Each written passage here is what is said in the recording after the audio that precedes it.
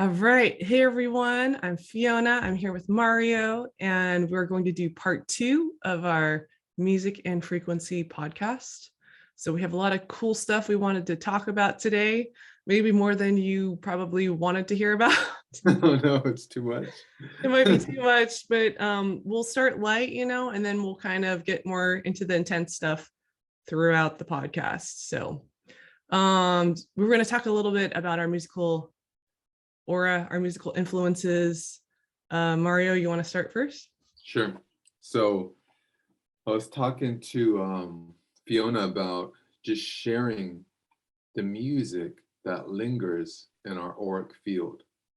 So meaning the music that we listen to or are surrounded by. And of course, as everyone knows, every single noise has a note to it. So the music we listen to is not just our favorite albums or what's on our iPod or on our phone. But I wanted to center on that because that's something we have a choice around. We don't always have a choice around the sounds that come about or the words that are spoken to us, or, I mean, maybe on a deeper metaphysical level, of course, and maybe it starts here. Maybe it starts with what we're choosing to have in our aura. So I'll share. So for me, I really enjoy listening to ambient music, especially like Steve Roach stuff, although I've been kind of moving away from it and exploring other types of ambient. And I don't listen to it necessarily a lot because I think there's something important to the human voice and the human frequency of actually moving and doing something that's able to translate into the carrier waves, into our aura. So I actually would say that I more so, besides ambient music, and the categories of that would be dungeon synth, and then again, more ambient stuff like Steve Roach. But I enjoy the dungeon synth stuff. It's a little darker and fun, but as far as like more other types of music, I really enjoy very like slow, doomy black metal music, which is very atmospheric and kind of reflects the voice of nature. Like the drums are like the heartbeat of nature, and then the guitar becomes like the voice, and the vocals itself become more like an atmospheric fog over or mist or aura over things. And I really also enjoy classical, especially certain pieces, some very specific pieces like Pasiagla. How do I pronounce it? I don't want to get it wrong. Passacaglia? Or Passacaglia, if you want to. Passacaglia, I like that better. By Bach is one of my favorite pieces. I really enjoy Rachmaninoff's Isle of the Dead, and I really enjoy Mahler, especially Song of the Earth and the 6th and the 9th symphonies. And so that's just sharing a little of my musical interest and background. And I played in several black metal bands since for a couple of years here and there. And I think I did a cover band for a while. It was like I was in a cover. We did like Caifanes, like Spanish ska type stuff, rock or new wave type stuff. Oh, and I'm really into dark wave music. I really love dark wave.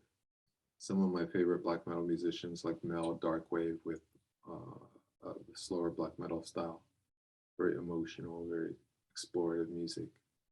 And okay, good. Your turn. No, it's a very interesting, eclectic mixture of music.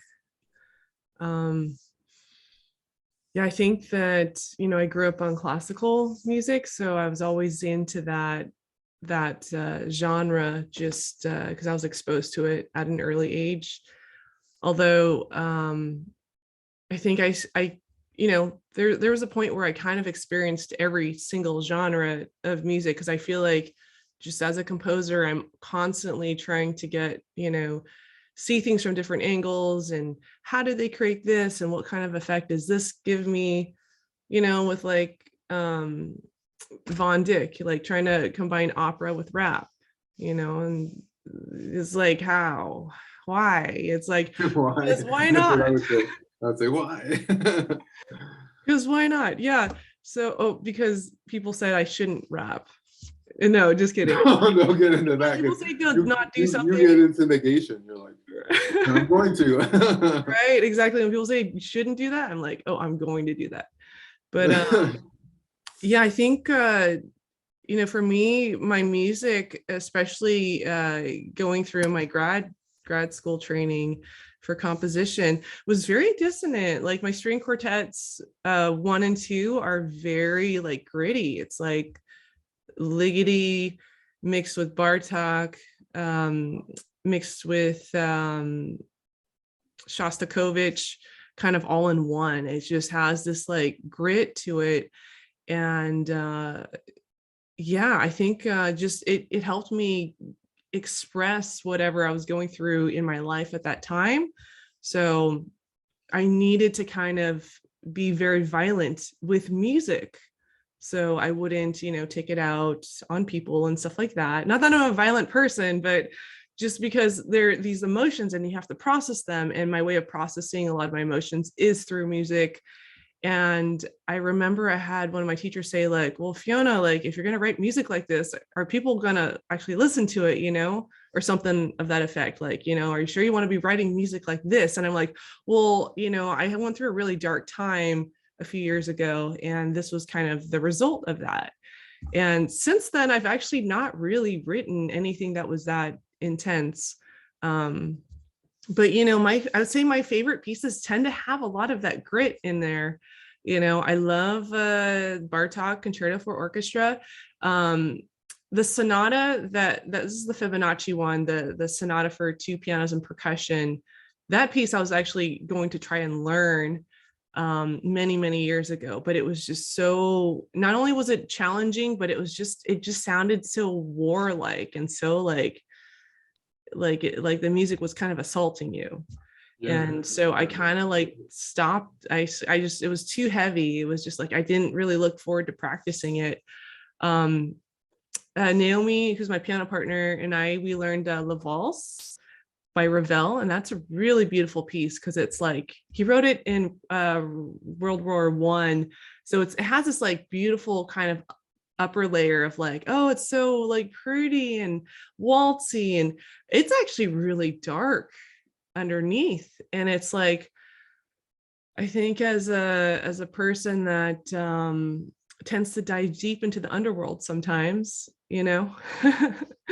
I think that I can relate to a lot of that music that has that like flowery, beautiful harmony stuff, but then it goes into these jagged harmonies, like sudden key changes to like random keys. And, where the texture, it'll go from being very harmonic and melodic to very textural and very like gritty and like almost like the first few minutes of La Valse is very like, it's just like half steps. It's just creating this murmur, this cloud or this fog underneath everything. So it's kind of setting the scene. And then all of a sudden it starts. What's that? You guys performed it, right? Yeah, we performed this maybe 4 months ago when we did our live stream. And then we performed this in San Francisco a few times. So, and it's for 2 pianists, so 4 hands, 1 piano. There's another version that's for 2 pianos, and it's a little bit more challenging, but not all the places that we go to have 2 pianos. So we learned that, and that's actually probably one of my favorite pieces. I forgot about that piece. That's actually a really beautiful piece, but it has a dark undertone, and like, you just know it just keeps coming back. It's like, it's not quite happy. And it's funny because the composer was like, oh yeah, it's so light and beautiful. And it's, but people were like, no, that ain't like just beautiful. There's something dark, kind of like this undertone of it that comes through, that creeps up here and there. Is it on your channel? It should be, yeah. there's a snippet of it that me and Naomi did as a promotional thing.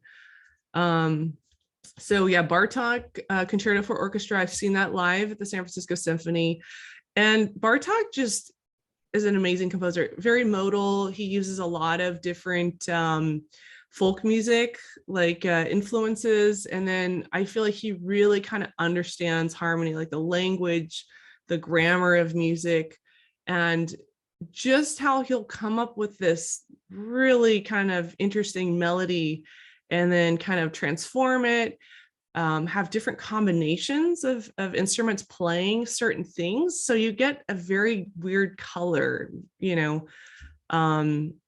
And I remember him being very precise in the score. Like he had like a timing written down, like, oh, I want this to be played at this exact, you should be, you know, a minute 40 seconds in, you should be right here. So he was very precise with his tuning.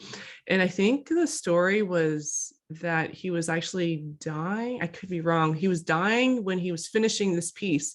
Like he was literally, you know, on his deathbed, and he like handed over a score to the person, and it's like, okay, you know, here you go. This is my last piece. I could be wrong, but I think that's what I remember about this piece.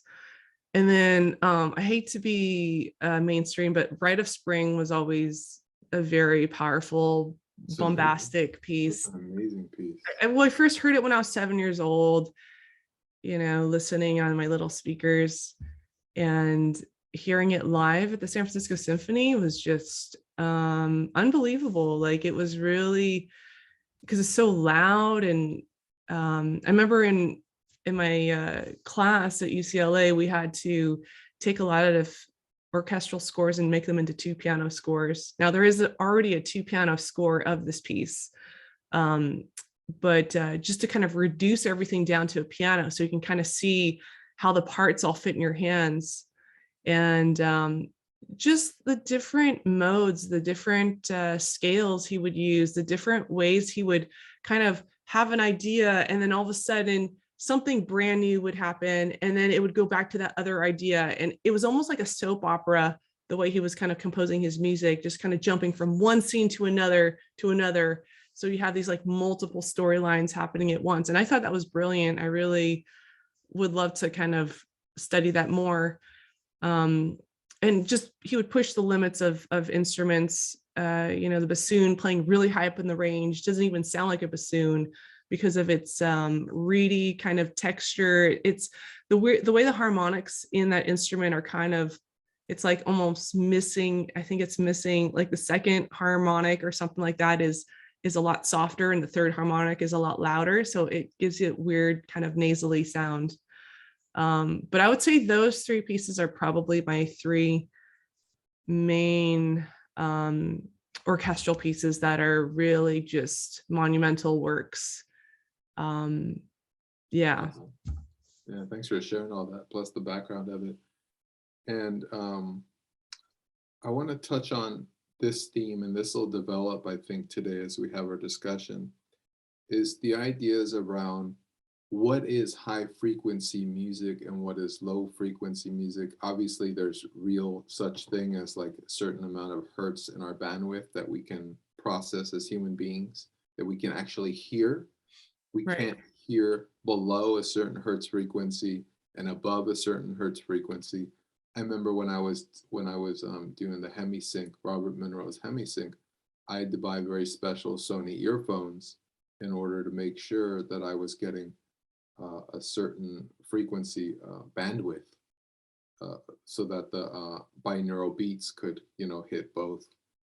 And I just want to say that in relationship to this example, for you made a point that in Ravel's piece in La Volt's, like there's really intense, or rather the best example you gave was your own piece that you did, where there was a lot of dissonance, a lot of just noise like, or just, you know, really violent kind of frequencies or emotions being expressed, in contrast to maybe something lighter, more epic, more moving, more sonorous. I don't know the correct adjectives necessarily, because a good example might also be that in me listening to metal, which obviously can be very manipulated and controlled, and there can be groups that are just really low frequency, just in overall demeanor and thematics and frequency and lyric wise and intention wise.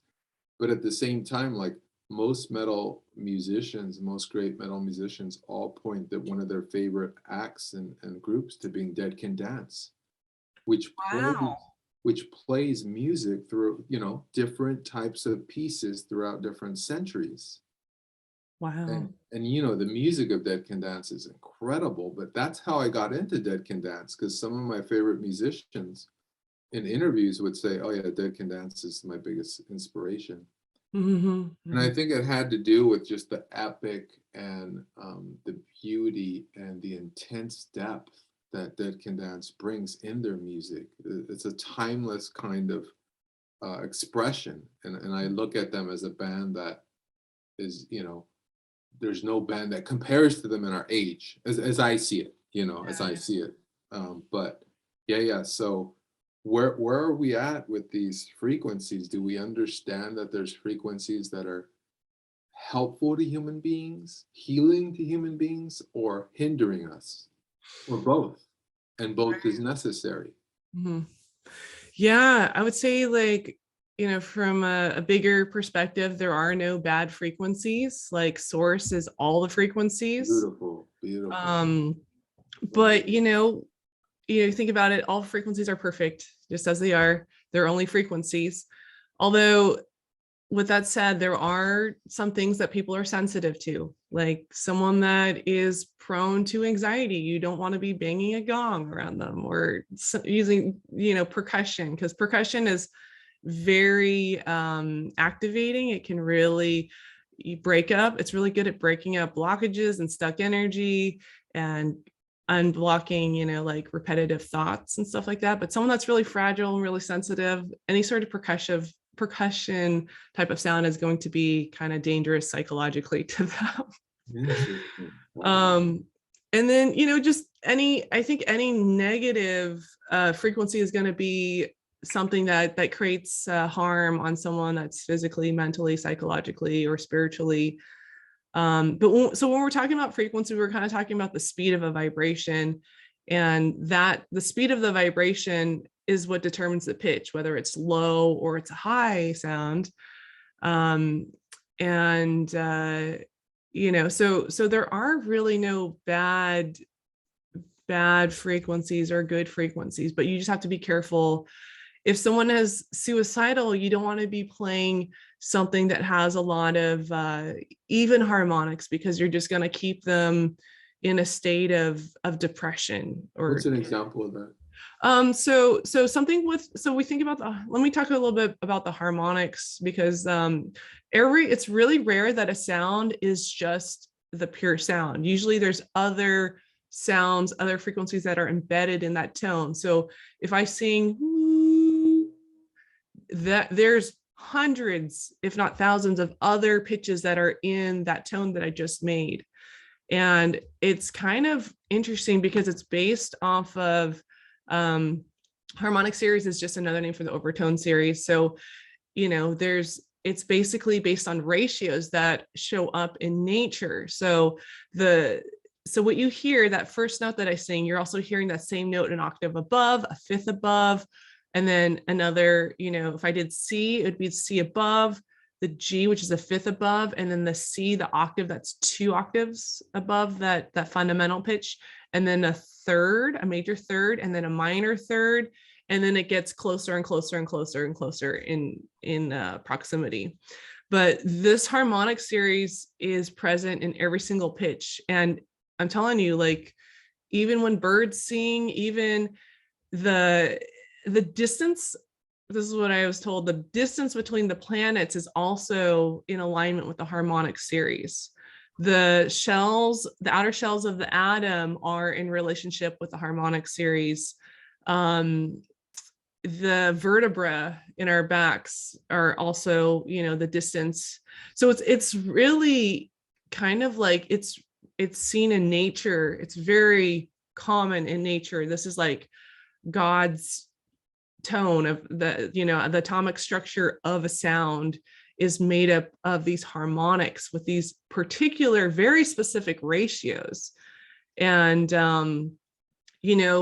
we had to come up with different tuning systems with instruments, like an instrument like a violin or a voice where there's like infinite number of pitches, right? You can change the pitch. There's a lot of nuance between like, C to C sharp. On the piano, you only have a button for C and a button for C sharp.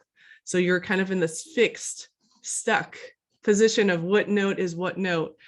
And so basically, during the Baroque period, they had to come up with a way of kind of creating an instrument for the fixed tuning instruments where it would be easy to kind of transpose, go from one key to another, because when you're using something that's such in pure toning, that's in a pure tuning as just intonation, which is based off of the Harmonic Series, where the distances, the intervals are based on whole number ratios, then you have to stay in that key, right? There's the certain things are going to sound amazing. And there's actually a video, I should include this in the description, where you can hear the difference and also see it visually with an oscilloscope. So an oscilloscope kind of shows you what the wave looks like. So if you play like a C, that's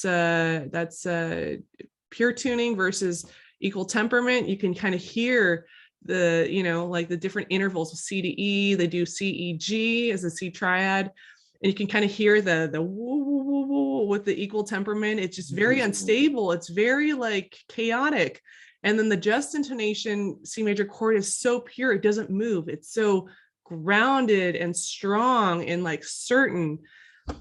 And so like we kind of lost this thing when we moved to equal temperament, because 99% of the music we hear on the radio and on CDs and everywhere is in equal temperament, and that's not in nature. And it's kind of something that we came up with in our mind. Wow. So it's really kind of sad, because it's like now we're not really connected to this bigger, the micro, the macro structure in our universe. I know I'm getting a little bit woo-woo. When would you say that happened, that occurred? So kind of a Baroque period, like 1650, the Baroque period in music. That's kind of when they started to, when Bach did the well-tempered clavier, well-tempered, so tempered meaning the tuning system of the instrument. So because a lot of, all of the well-tempered clavier, book 1 and 2, it's all about, modulating from one key to another, and how can you kind of just keep the cohesiveness of the music and be able to kind of modulate. And I think like, the harpsichords and the organs, I don't know. I know harpsichords you can definitely tune. I'm not totally sure about organs though. That seems pretty fixed, but yeah, so it's just, it's just coming up with the tuning system, which allows you to go from key to key. And so everything is like sort of equally out of tune a little bit, but the average person can't really tell. But I think that we're definitely feeling the vibration of it being out of tune. I definitely, when I started studying this more, I definitely felt a difference. Like, I'll post this link under this video so people can check it out. But I mean, I feel like it's night and day, the difference between it, which is a bit, that's why I kind of want it more into voice, because like voice is not, we're not imprisoned by equal tempered instruments, unless there's a singer that's singing with an instrument that's an equal temperament. So, anything with frets. And, I know that we also talked a little bit about the tuning, the A440, setting A. It used to be A32, 432, which is a lower tuning. And that's kind of resonant, that frequency, when they do a cymatic, like when they actually play the frequency to water, it creates this beautiful geometric pattern. I mean, it is beautiful. and it's, you know, seen in nature. When we move to A440, it's like a blob. It's not pretty. And so, but the thing is, the argument with the A432 and the A440 is that there's rarely a piece of music that's going to stay on that note, on that frequency. So, you know, but I do think that the A432 was definitely, I felt a difference. It just felt more relaxed. It felt more grounded. I don't know. It just felt, I feel like the tension in my head just kind of went away when I was listening to that A versus the A440. And the whole thing with the concerts is they're constantly raising the pitch. Well, what about the singers? Are they going to be able to sing up those really high notes, the sopranos? If we keep raising the pitch, then it's going to, do people constantly need to be more excitable because their dopamine receptors are all like, overstimulated? Yeah, overstimulated, right. But you said something. You said that the 432 doesn't hold necessarily. What does that mean? Does that mean that frequency wavers between 432 and 433, 434? What does that mean when you said that part of the choice for doing 440 was that it holds stronger? What does that mean? Oh, so 432 and 440 are just different frequencies that they would actually set, like an orchestra would tune their A to. So it's basically like it doesn't matter what the tuning system is, right? It's just basically, where is everyone tuning their A to? Is it up here or is it down here at A432? What's more important is about the tuning system. I think the tuning system has way more impact on people. The frequency that everyone's kind of, using as their concert pitch, I think that's not so much a big deal. Although I do prefer a 432, but I think that it's the equal temperament versus the just intonation. And then there's also the Pythagorean tuning, or the Pythagorean tuning, which is based off of the perfect fifth ratios of the Harmonic series. And a lot of sound healing instruments are actually tuned to the Pythagorean or Pythagorean, I don't know how it's pronounced. Oh, interesting. Tuning system. And that's different from what the Gurdjieff music chapter was talking about, or did it address all three? Oh yeah, it's the same. It would be the same thing, the same type of tuning system. And the Pythagorean tuning system is also seen in nature. But yeah, the drawback is the modulating from one key to another it's impossible. But I'm wondering, because in a lot of the sound healing music, it doesn't change key. If you've noticed that, it stays in one key. It's meant to just vibrate your body, to slow it down, to make it have this consistent kind of frequency, maybe build a little bit, but it's really kind of all staying in the same key. And I'm wondering, you're wondering what about that? Like, did we need to modulate to all these distant keys, or is that more of a right? Do we need to overcomplicate or overstimulate or complicate? Yeah. Yeah, because I'm thinking if we're an equal temperament, and like a Mozart sonata, it's like modulating a lot, or a Beethoven sonata, it's modulating a lot, going through all these different keys. The reason we can't hear the music is out of tune is because it's moving so fast.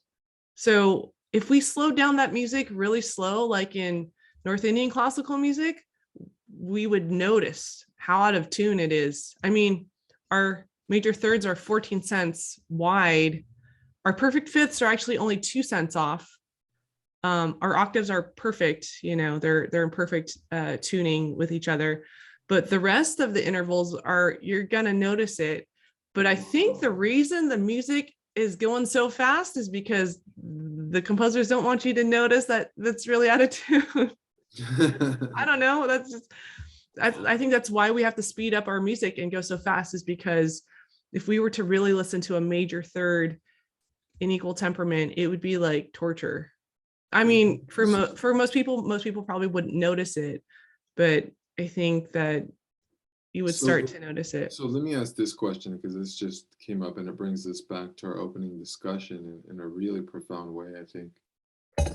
Does it have, what is the implication of music that needs to rush or to speed, in contrast to Indian classical, which is very slow and moving? And I was listening to a lot of it last night, and I was just kind of marveling at what was happening as I heard it in my auric field. And is there something that implies? I want to answer the question. I don't even want to let you answer it, because Go for it.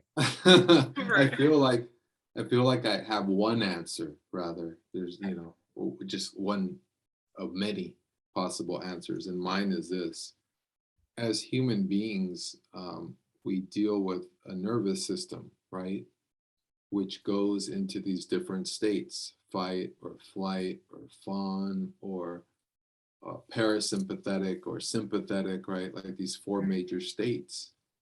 And as humans, we want to be in one of those frequencies the most, and that would be parasympathetic. That would be parasympathetic. Or something. That would be like the theta brainwave or something, or the kind of delta theta, the relaxed, where the body's breathing itself. We're not doing anything. We're not taking deep breaths. We're not trying to catch our breath, but we're in this kind of state of calm amidst all the shifts and changes.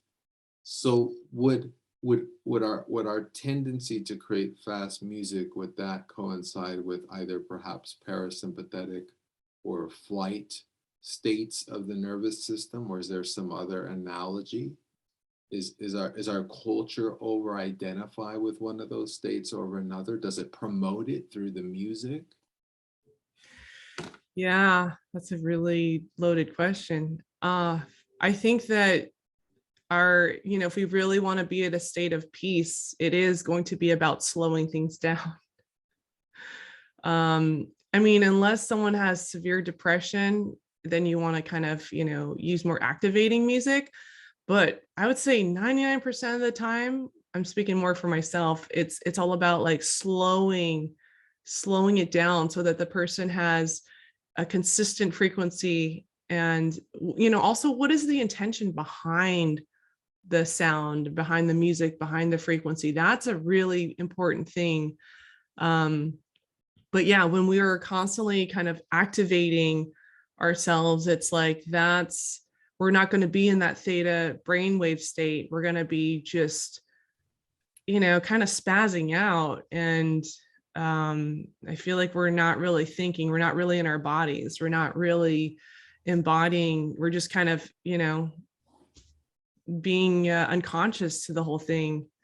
Are we, there's no such thing as a vacuum, right? Or at least that I don't know how far that metaphor extends.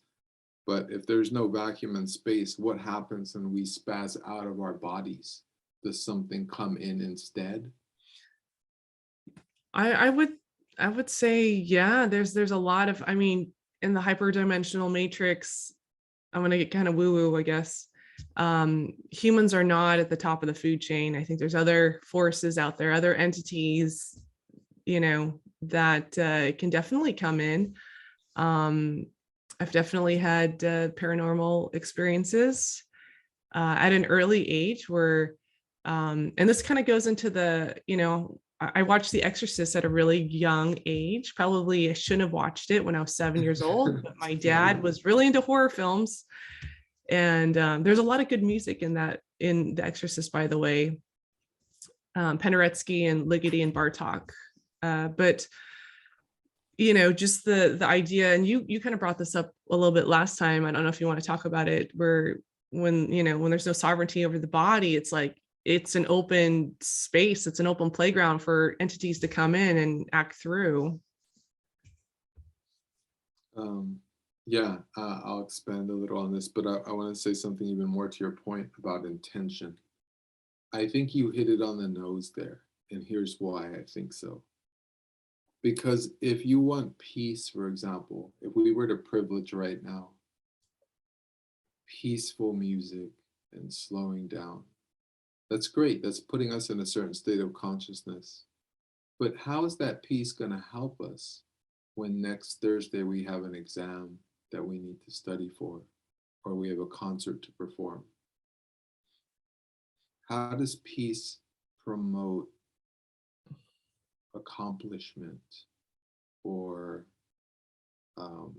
growth? It doesn't. It's this form of stasis in a way.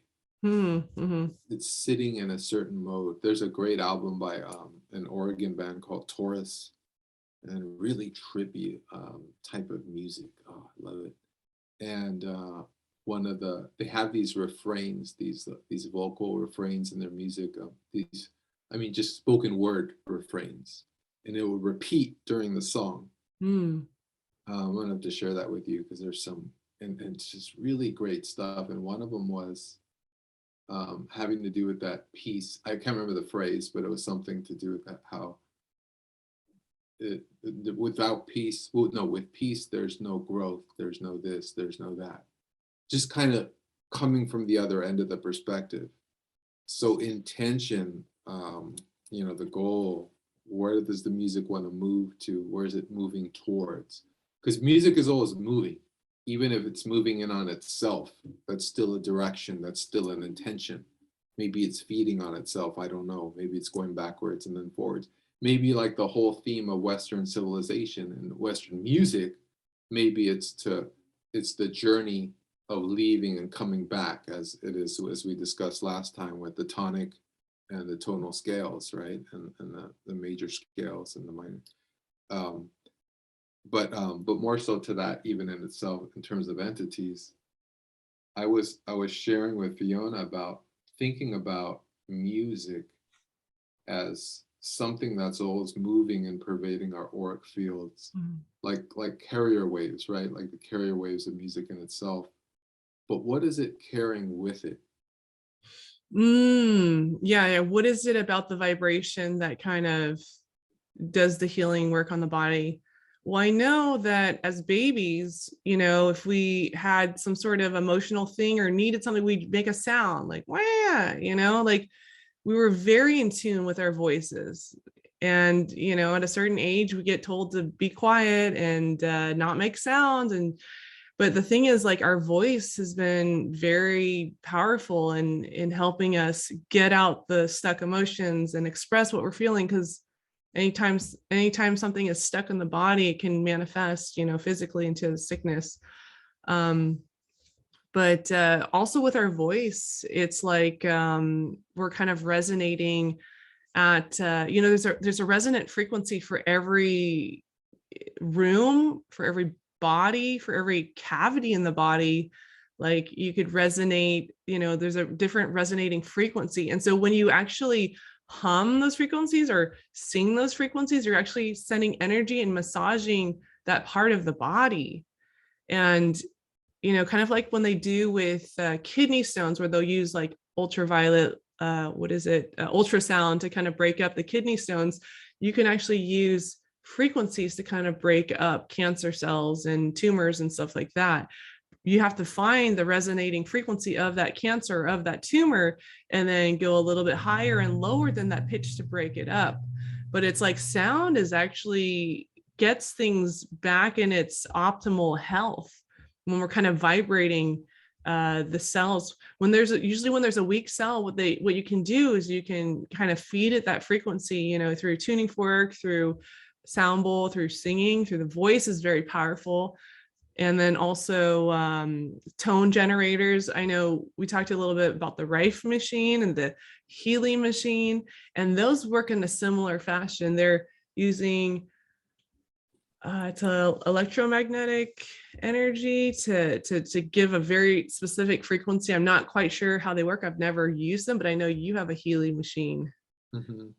I'm curious to see how that's worked. My teacher at the Sound Healing Institute was saying that, like, oh, how do they know which frequency to use? He's like, I'm always very skeptical of these machines that come out because, why aren't they using a bunch of frequencies? Why are they just focusing on one frequency? And what if that frequency doesn't work for everyone? So yeah, I'm kind of curious. Um, yeah, it's there's so much. I feel like we already covered everything, but there's so much more to elaborate about everything that we covered.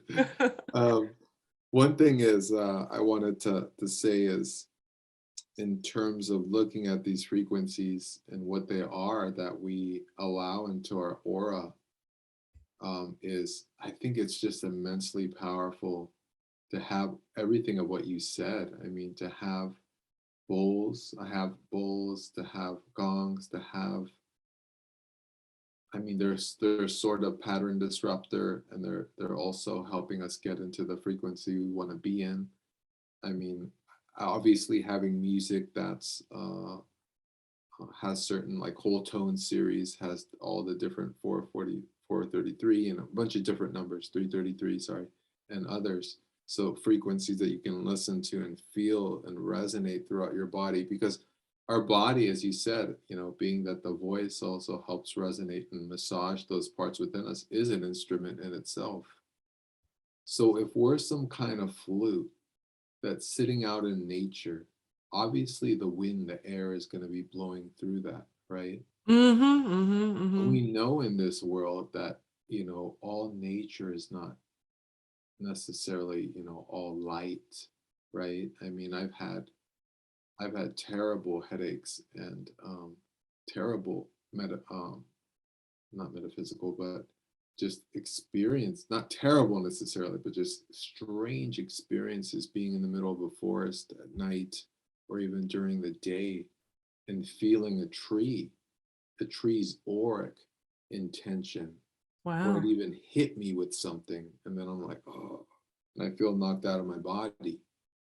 You know what I mean? There's beings and entities everywhere, and I'm not saying that was nature, but it is nature, this expression of all these different types of, um, as you said, the different expressions of the food chain, or different expressions of what it is to be life.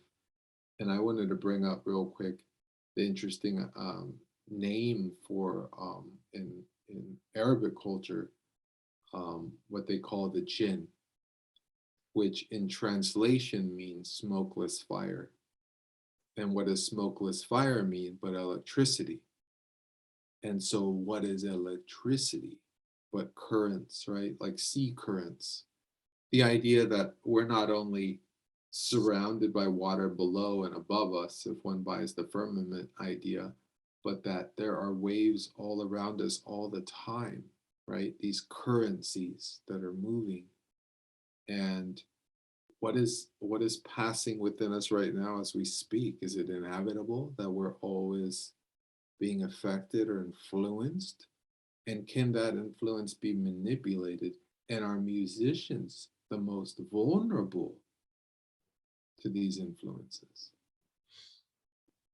Yeah, no, that's a good question. I think that, a dominant frequency will entrain a weaker frequency. So if someone is not vibrating at their, their soul's home key, they're going to be easily, influenced into whatever dominant frequency is around them. Good. Wow. Did you hear what you just said? I mean, you just said basically, if you're not resonating your own frequency as a being, your own truth, Right. and you'll just get knocked over. Yeah, and then the frequency with the TV, with the media, with all sorts of noise, with the 5G stuff, like it's all putting frequencies at us. And if we're not, like, if we're matching that, I notice when I match the energy of what's out there, I become very spastic and very OCD and manic. Versus when I'm inhabiting my own frequency, I'm calm, I'm like grounded, I kind of know where my space is. But if I'm matching that energy, and it's just like I notice it's just I'm completely out, and it's hard to get back in because you're like fighting. It's like you're fighting yourself. So you have to really surrender. You have to come back to the breath, come back to your intention, Yeah. and just know that you are a sovereign being. You inhabit, this is the body you're inhabiting. It's like a knowing, but it's so easily, I feel like so many people are just matching that energy, and that's the whole hive mind thing. It's easier to actually do the hive mind thing than to actually be your own sovereign being, just according to the frequency that's going on in the world with the fear Can and we the chaos. translate that? Sorry, go ahead. No. What were we gonna say? Can we translate that to being someone who plays, obviously yourself, and myself included, I love to play music. Does that mean that we need to be holding our own signature as we play our own music? In other words, does the same apply? Or are we always partially open to the muse or the siren, whatever the influence is?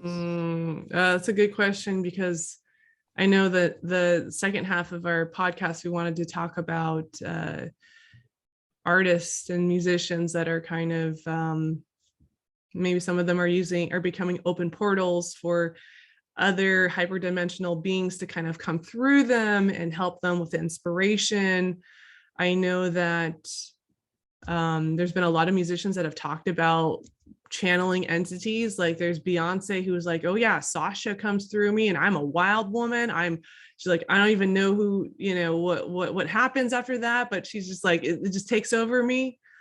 You hear a lot of stories of that, of people kind of channeling these entities. And I personally don't think that's a good idea. I think to give up your body to these beings, it's like you're gonna create all sorts of karma. They're gonna do things you probably wouldn't want to do. It's probably in service to something that's probably not a healing force. I think ultimately we want to be our own sovereign selves in our bodies and have that inspiration while we're in our bodies. We don't want to have to rely on other beings and entities to kind of get those ideas, to get those inspirational words or whatever it is. So I used to think that, oh yeah, I need to kind of bring in all these entities to get ideas and stuff like that. But you start to, I don't know, when I started doing research on this like years ago, I was just like, this is just a bad idea. This is a transmediumship. This is like channeling. I mean, unless you're really aware of which entities you're kind of bringing into yourself, it's like, why isn't your being able to do this? What are the limitations that are telling you that you need to bring in all these other things into your life? Why can't what is it about what's the limit that you feel that you're running up against, that you feel like you're not creative enough or not able to do this or not good enough? So I think that's the energy we really should be working is, how can we do it ourselves? And yeah, we can be inspired by nature and stuff like that, but do you really need to give up sovereignty of your space to write a good piece of music or paint a great painting?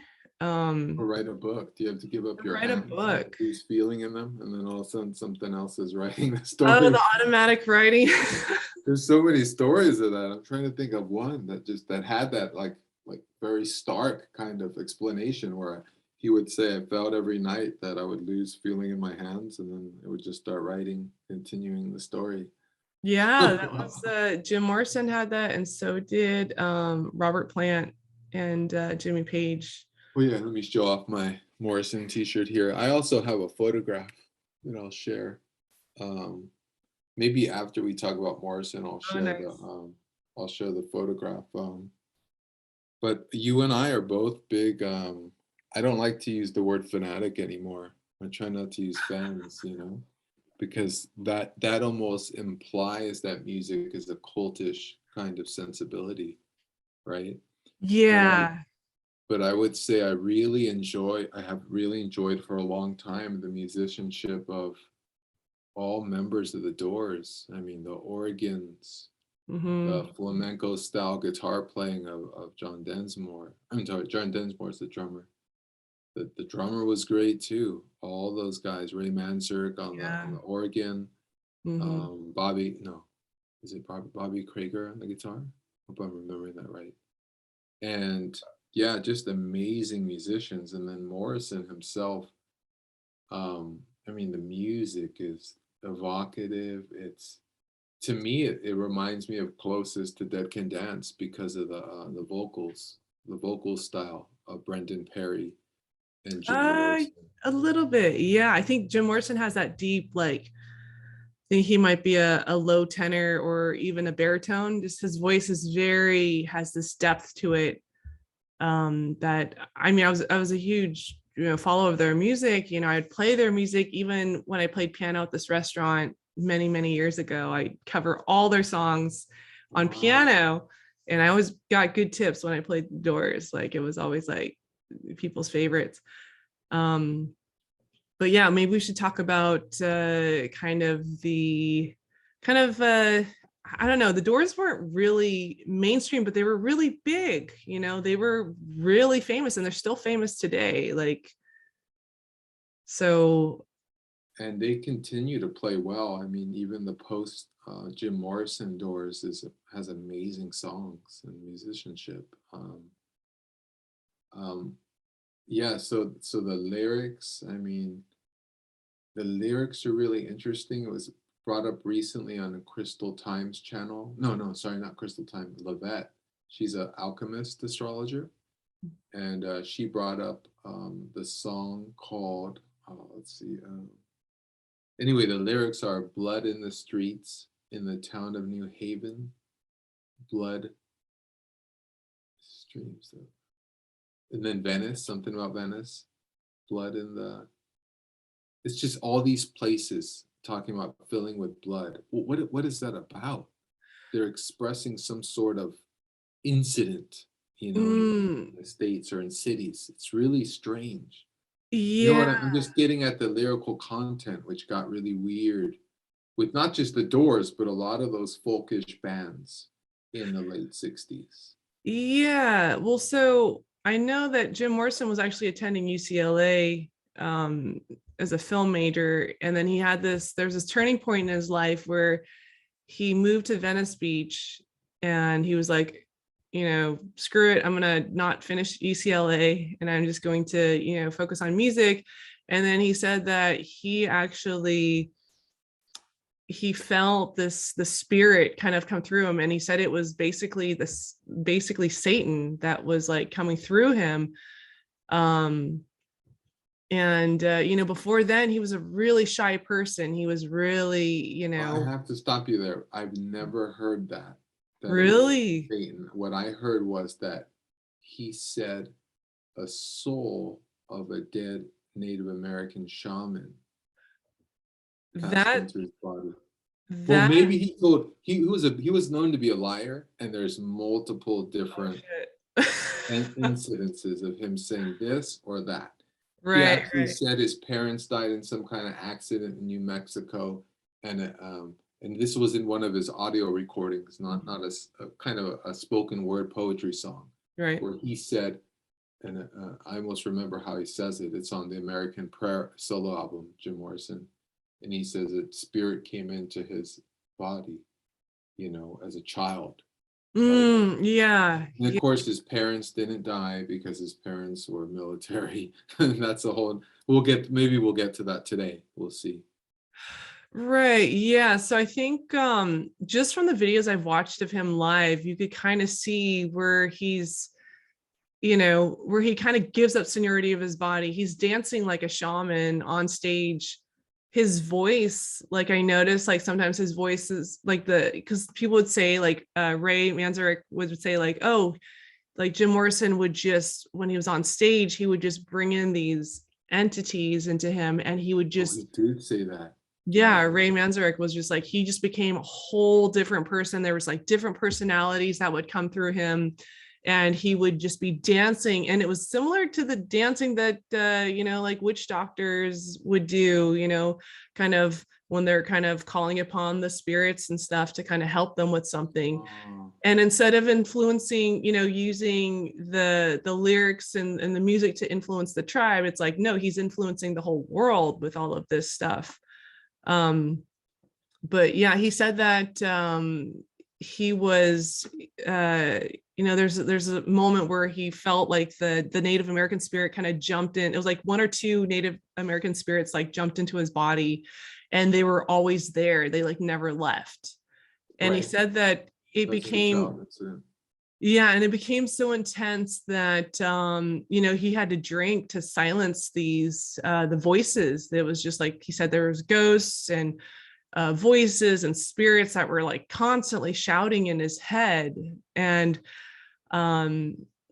yeah, it was almost like he just had no more seniority over his body.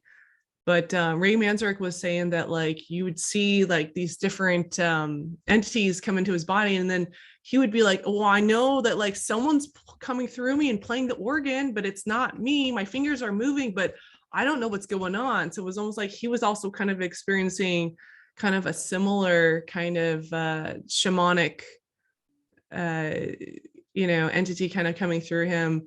And Jim Morrison, he was called the shaman. They said that he was not a showman, he was a shaman. Yeah, And, yeah. this is what Ray Manzarek said. He was not a showman, he was a shaman, and he was possessed.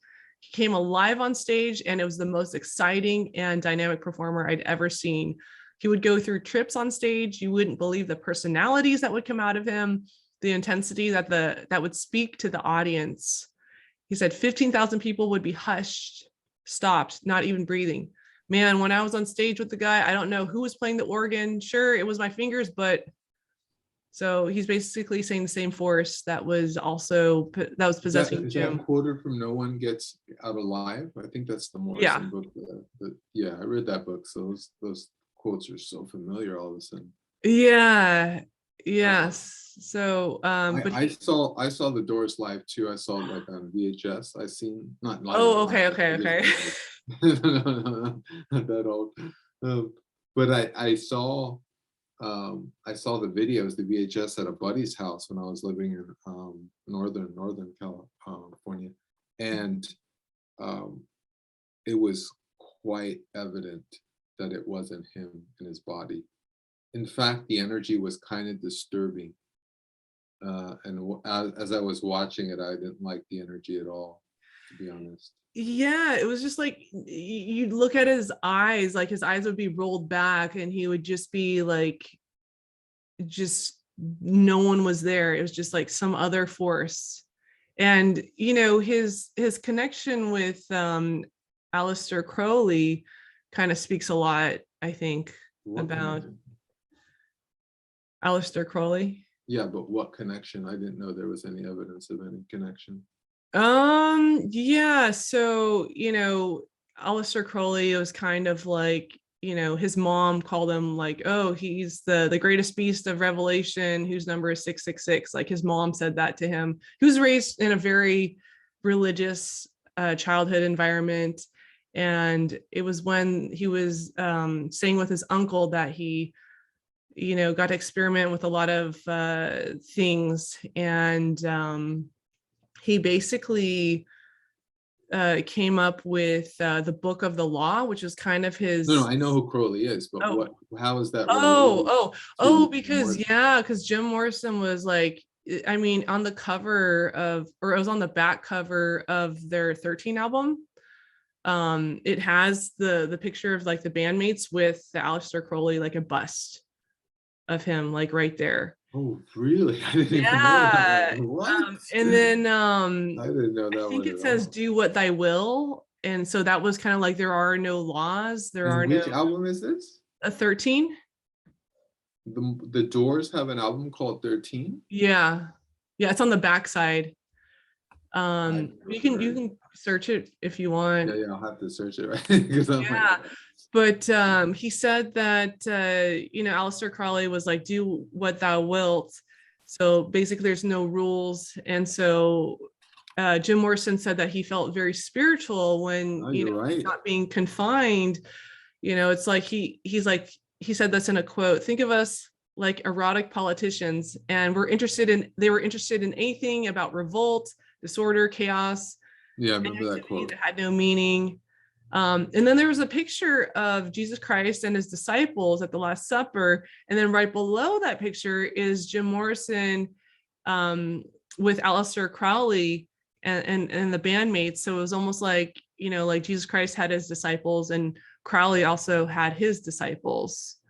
So he definitely, I think, was, you know, because Crowley was into all the ritualistic, you know, sex magic and sacrifice and stuff like that, and using that energy to kind of, you know, get what they want. And like Jimmy Page of Led Zeppelin bought Crowley's old house in Scotland, I believe. Yeah, but you're cross-referencing now. We're just talking about we know that. I mean, we could talk for hours on Crowley's influence in modern music, trust me. Right. But right now we're with the Doors. I don't want you to go to Okay. Led Zeppelin. And there's a reason for that, because I wanna kind of segue into something we need to question and look at very carefully, which is this album was produced in 1970. Okay, so Morrison was it says here, yeah, there's it's even on this article, it's saying that there was a lot of conflict between the record company and the band as far as what they were doing. So this just all I'm just saying this to open up this vista here. Mm-hmm.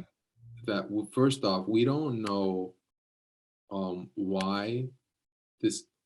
I just want to question this, actually, because I'm not going to say I know, but obviously there's references to Crowley in early, you know, in metal, in rock, in I mean, even Les Claypool of Primus, his latest project with John Lennon's son. They have a song called about Jack Parsons and the Rocket, which relates to the OTO and Crowley.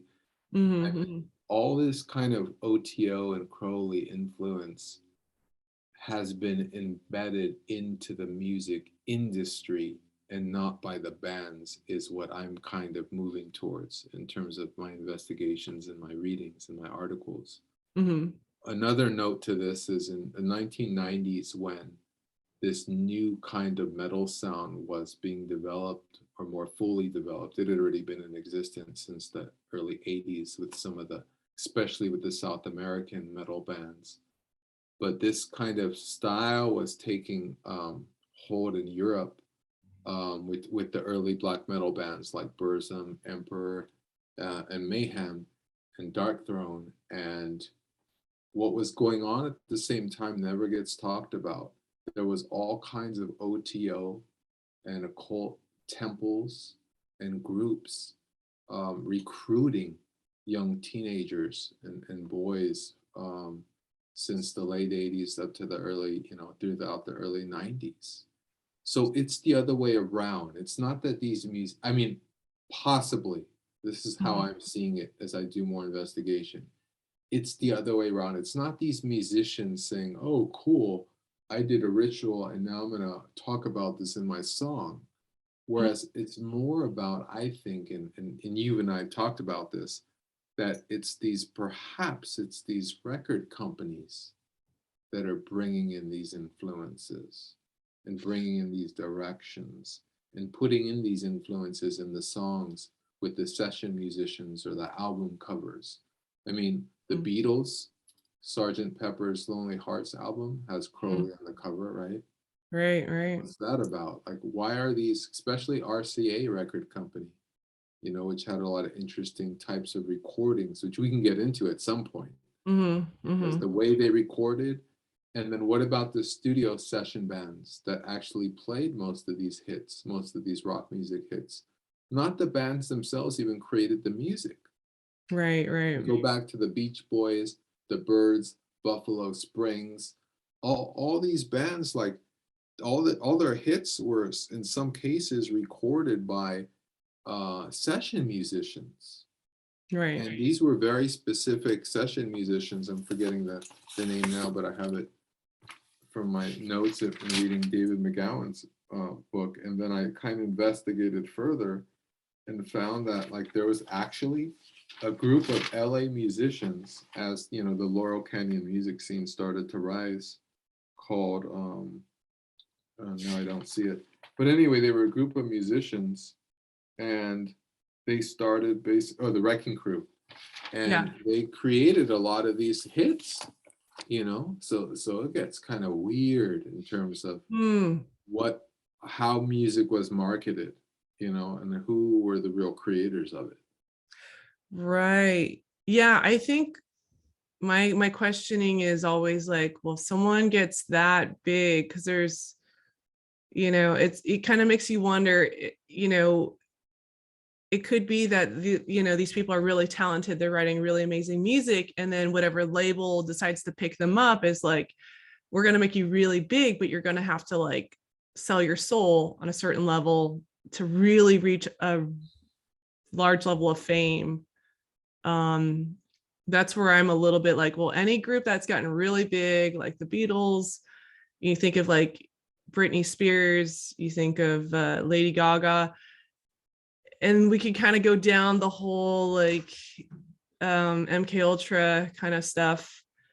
It's like these people are cash cows for their owners, and so it's like, how can we use these people as a way to kind of put certain messages out to the masses, because entertainment kind of creates a distraction from what's going on in the world in many ways.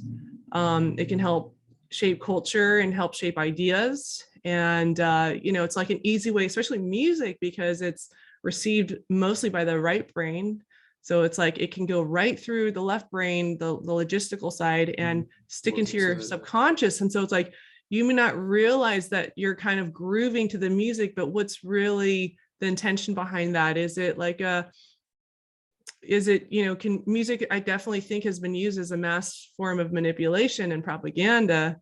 And it helps when the musician, I'm not saying this is true for everyone that got really big, but I do question like, oh, well, how did they get so, put in the public in such a big way? That just makes me question things, because these people have the ability to influence so many people, to kind of shape people's opinions and to create enemies where there were no enemies. It's like they have the power. Like, people start dressing like their favorite musicians, they start talking like them, they start to, it's just like, well, it becomes a whole culture thing, fabricating a whole cult.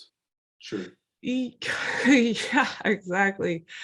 Yeah, so I just think that the bigger the person becomes, the more famous they become, the more influence they have. And so it's like, what's really kind of going on there? I kind of wonder, because Jim Morrison did say, and I didn't know about the pathological lying part with him, but he did say that he wanted the fame and the wealth and the power. And yeah, he wanted that, and same thing with Led Zeppelin. They were doing these rituals in Crowley's old house, to try to help their band get really big and famous.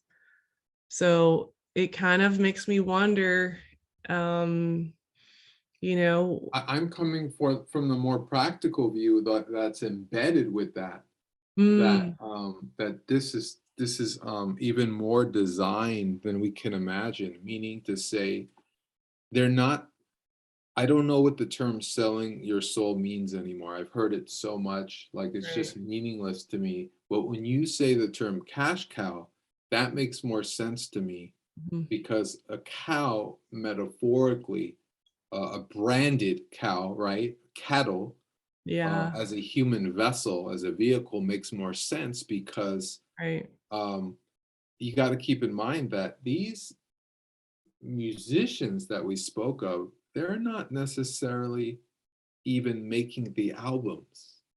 Technology in music got so advanced by the 1960s that the Beatles' Sgt. Pepper album, I mean, who was creating that music? Are we meant to think it was just four guys? It was not. Right. There's a lot of people behind the scenes that were There's a working. lot of session musicians behind the scenes. And then if backmasking is going on, which is like the reverse language tricks and linguistic tricks that Fiona is talking about, bypassing the left brain and going Right. straight into the body's frequencies, right? What music are we keeping in our aura? What music's moving? What is its messages? Then these are nothing but images being sold, you know, in some cases, especially in like the modern pop sense. These musicians are not writing their own lyrics most of the time. And if they are, it's being channeled in. Mm-hmm. These musicians are not even, and I know this from just listening to and just knowing musicians, that half the time they're not even creating their own music in the studios, because a record producer or an engineer will say, we need this musician to come in and fill in this part of that song and do this. And so who's who and what's what, and are we being deceived as far as who are the real performers of these albums? It's a Right. show, as you were suggesting, Fiona. It's a big show, and it's a cult. It's cultures being created somewhere in some laboratory basement, and then we get the product, and then we start in line with it, and then we have a new ideology or a new system, and it was completely manufactured and produced in a think tank in the 1920s or 30s, and now we're getting it in the 70s and 60s. Did you know most of the rock musicians of the 60s were conservatives?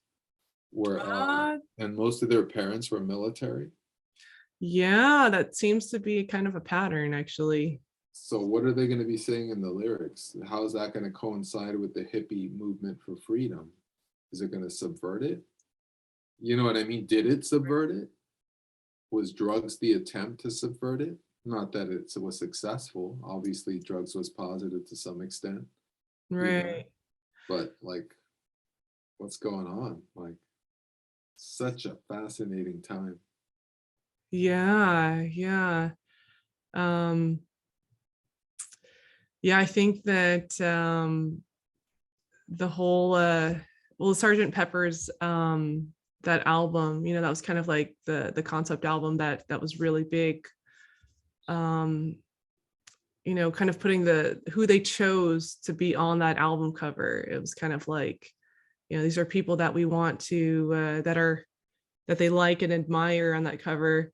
And Can you put it up, or do you want me to put it up? I think uh yeah, yeah. there's something I want to show. Yeah. And someone and people who studied kind of the Beatles or saw some of the recent documentaries will maybe know this one. But there are so many like weird, like hidden sounds and words in the White Album and Sergeant Pepper's Lonely Heart Album, and throughout their imagery and their presentation, the Abbey Road where they walk across. Like, there's so many interesting like Oh, clues to wow. something. So I'm Yes. going to show you. If we go to the cover of Sergeant Pepper's album, I'll show everybody one of them. Okay, yeah. So you can share your screen, I think. Okay. So let me pull it up. But yeah, it's and plus there's a book also that came out in recent years that most people see this fiction, and can't remember the name of it right now, but let's see.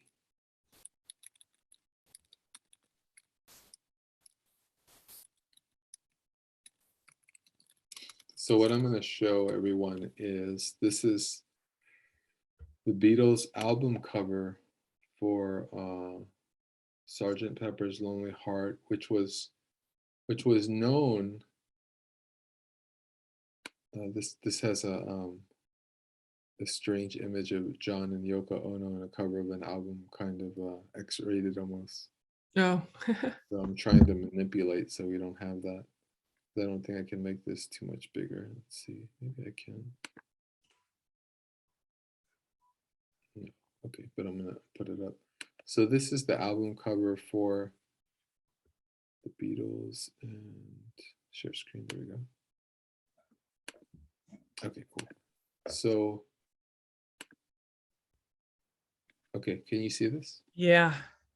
Okay, so if you look here, And there's several mock productions of it I saw on YouTube last night when I was looking at this. So you'll see all these, and I've been looking for a running theme with these characters. Like there's Oscar Wilde, there's Edgar Allan Poe, there's Crowley, there's all these Bob Dylan's there. I think a lot of these people on the cover of this album are actually, I don't know if they even really, some of them even existed. Even further research on Edgar Allan Poe is suspicious about who he was and what he created. Obviously,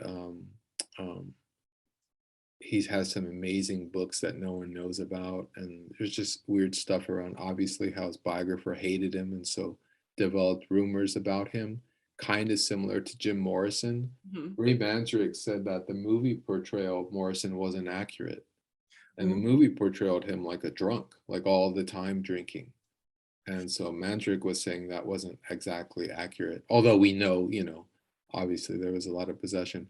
So if you look here, it says Sergeant Pepper's Lonely Hearts Club Band in this kind of drum image right in the center that they're all gathering around. You see that, Fiona? Yeah. So if you just read the letter here, Hear, you see that? Yep. Now look at the Beatles here, represented by, I guess these are like poppies or some kind of flowers. You'll see it says LES, right, which is part of the Beatles. Uh-huh. But there's a little, I don't know, I can't see it on this image. I used to caregive for a guy that had this poster really wide on his bedroom Mm. wall, and what here's like some kind of maybe it's a flower pot or something in the shape of an eye. Okay. Huh. So if you read it, then it's LIES. So Ooh. if you read the HEAR here, lies, and then you look at this little yellow bouquet, whatever it is here, a rose bouquet that's underneath the Beatles. Now, if this was larger, perhaps maybe we could see what it is. But on the poster, it was really clear that this was a PAUL. Ooh. Thus, here lies Paul. Oh, I mean, creepy. just look at the creepiness of the photograph. You know I what I mean? Like, know. why is there, why are we looking at the earth beneath all these people standing there? For what reason do people gather in a solemn way, right? For a funeral.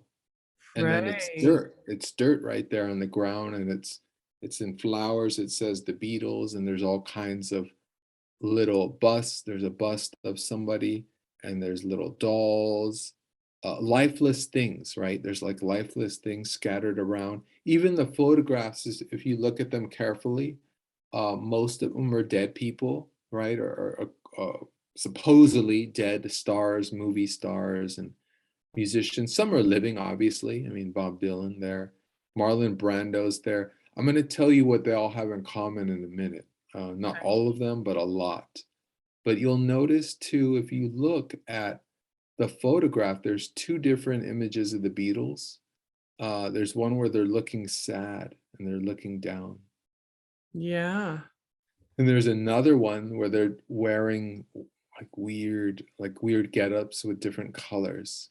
Mm-hmm. And you'll notice like all the Beatles in that image are looking from kind of a side view, but Paul looks kind of flat in his image. He's just the rest of them are kind of like side perspectives, but he looks kind of flat in that image. I don't know if that one's a selling point to say, but yeah, it's just very strange, right? It Yeah. gets even more creative with the White Album, because with the White Album, obviously there's no cover imagery, but if you listen to the songs like I'm the Walrus and others, you're gonna hear weird suggestions in the music if you listen very closely, especially with audio headphones. Mm-hmm.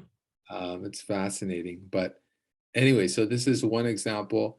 And I want to add that Marlon Brando, Crowley, Most of the movie stars on this thing, all of them have had some involvement with Laurel Canyon. And Laurel Canyon is the area in LA where the Doors played at, or, I don't know if they even lived in that area, but so many musicians came to that area in the late 60s, including Neil Young from the East, right? Mhm. Right. And something about Laurel Canyon, and I've been reading David McGowan's book on Laurel Canyon about this, how the musicians all gathered there and there was these weird, strange houses where they would all gather at. So Frank Zappa was a big part of this as well, and the Byrds and Buffalo Springfield and Doors were in that area. And there's just countless folk musicians and kind of like, beginning pop era bands that were just like lived there or lived with each other or just hung out there. And that all bespeaks like probably, and I haven't heard this, but probably that band, the session musician group that I noted probably were around there too. It's just a question that like that whole area was like one big studio, and what kind of cultural map were they setting for 30 years and 20 years and 10 years ahead of time for the United States or for the world destiny? You know what I mean? Right. Oh, that's fascinating. Yeah. So yeah, anyways, yeah, let me stop share there. But yeah, it's just there's so much. Yeah, I heard John Lennon was going to put Hitler on that cover as well, and they took it out last minute. Wow. Yeah, because he's like, the whole thing of like, do what you want as long as you're not hurting anyone. And then he just removed it last minute. And Karl Marx is also on there as well. That's right. I forgot about that. Marx is on there, which is probably the biggest type of control there is in terms of Yeah. ideology. Mm-hmm. Yeah, Marilyn Monroe on there too. Hmm. I think Jane Um, Mansfield too. Like just so many, like some living, some dead musicians, but all of them in one way have to do with selling their soul, right? Bob Dylan, has talked about this, and yeah, it's fascinating. I have the picture now I want to share of Jim Morrison, if I may. please. So this is a photograph taken of Morrison in this, I think it was 66 or 67. And I got this talking to a gentleman who was there at this concert.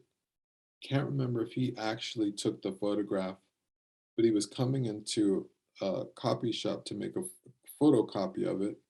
And he was nice enough to give me one. And if you notice, like Jim Morrison is holding a golden mic. Yeah.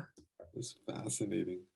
And he looks kind of young in that picture. I mean, from the popular photos that he's usually portrayed in.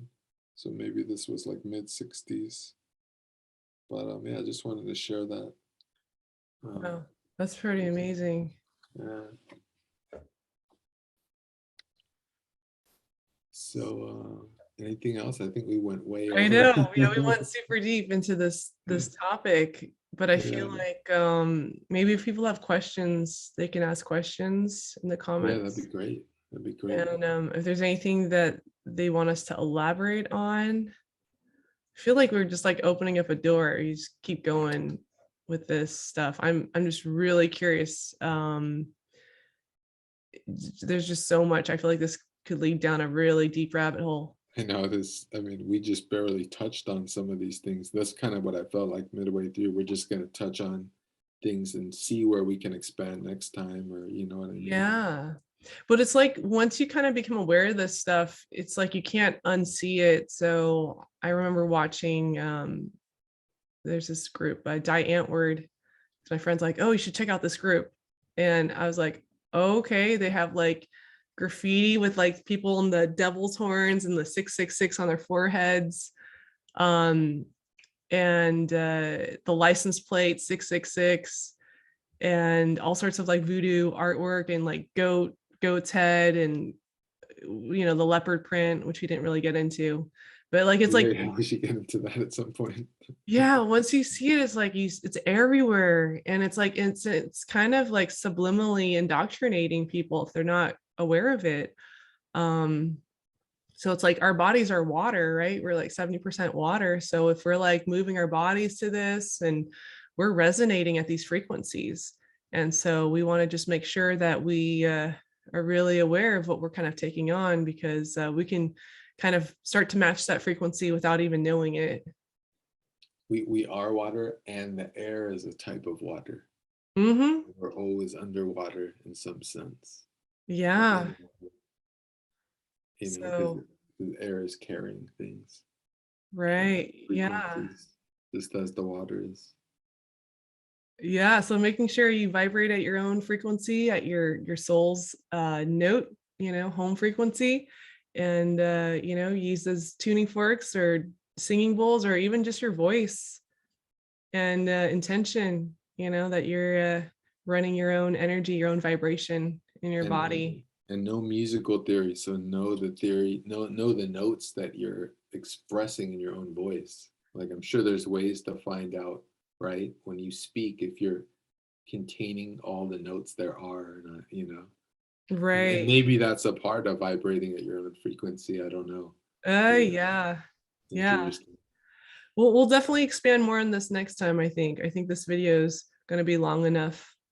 So, an hour and 15. Yeah. So I guess we'll be signing off, but we'll be definitely doing a part 3. So if you have any suggestions or questions, you can ask them below. And I'm going to post that if you have any links that you want to share with people as well, we'll post some links below to do some further research. Sounds good. Awesome. All right, Mario, it's been great on this journey. Thanks for having me. Awesome. Okay, we'll see you next time.